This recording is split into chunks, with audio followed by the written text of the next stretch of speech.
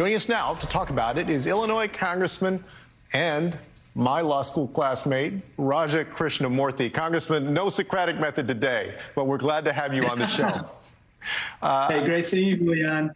Good to see you. Like, is a shutdown all but inevitable by the end of the month? And what do you make of far-right members using talks to push for a baseless impeachment inquiry? Gosh, I hope not. I hope that a shutdown is not inevitable. As you know, a shutdown would hurt millions of people and harm, the Social Security Administration's ability to provide customer service to so many seniors. It would hurt FEMA's ability to respond to disasters. It would hurt, our active duty military and their ability to get military pay. And so this is a huge, harm that would be actively inflicted on millions of people.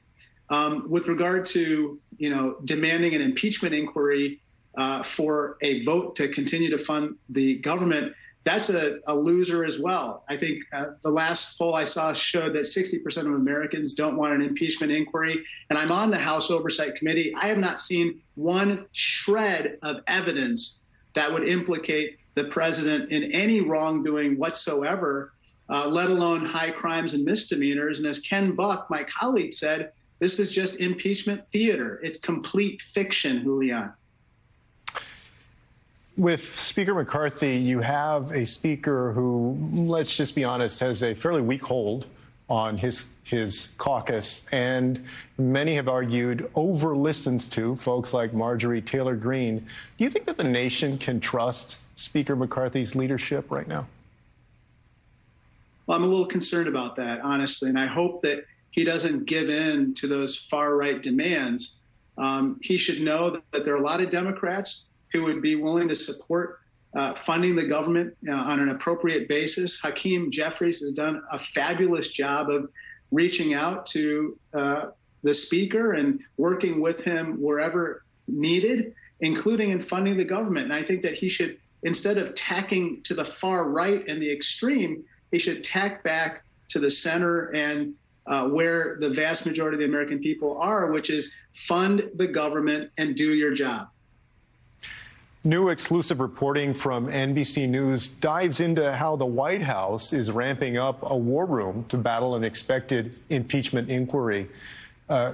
Says, quote, Biden's aides and allies say they are preparing to vigorously push back against an impeachment inquiry and present it as an evidence-free partisan sham that shows a GOP penchant for chaos. How should Democrats push back against this waste of time? Well, I think that folks who are on the committees of jurisdiction, such as the Oversight Committee, we've seen the quote-unquote evidence being presented by folks on the other side, and we have to continue to make it clear that there's no evidence of high crimes and misdemeanors. I haven't even seen evidence of a parking ticket by President Biden, and that any attempt to go down this road of an impeachment inquiry would highly polarize an already polarized committee and Congress. I sit as the ranking member of the Special Select Committee on the Chinese Communist Party, and I got to tell you, Julian, this is exactly the type of nonsense that the CCP would love to see happen in our Congress. It would be evidence of further dysfunction and chaos, which we sorely don't need right now at a time when we're competing against the CCP around the world economically and militarily. Illinois Congressman Raja Krishnamurthy. Thank you, Congressman.